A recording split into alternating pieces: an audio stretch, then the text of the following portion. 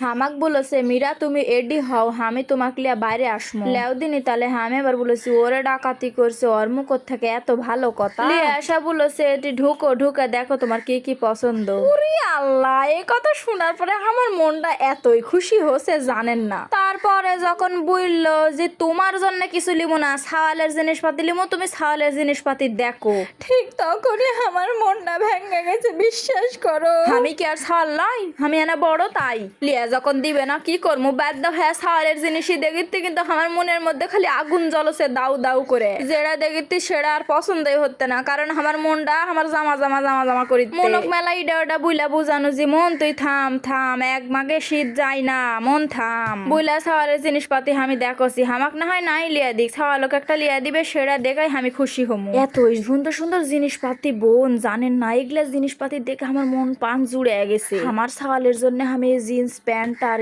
একটা top sliver চাকতে কিন্তু আমার ভাতারে আমাকে লিয়া দেয়নি। একবার বলনো, দুইবার বলনো, 10 ফিরা বলনো যে লেও লেও লিয়া দিল না। আজকে একটা না একটা জিনিস লিয়া তো জামই জামু। কি মনে করিছেন তুমি, তুমি যা বলবেন তাই? আগে সেরে আসলে এখন নাই। মুসাই জিনিস আমার পছন্দ হচ্ছে, কিন্তু দামত যা বলেছে থাও থাও হচ্ছে, কি করমু, টাকা যেও তুমি দিবে। লাস্টে আমি এই যে আমার লিমো বলে হা করে আছে, কিন্তু আমাকে এরা উইলিয়া দেয়নি। এতই কিপটে, আমি হয় আগে ওর কাছে আসি, অন্য কোনো মেয়ে হলে থাকতে পারবে না।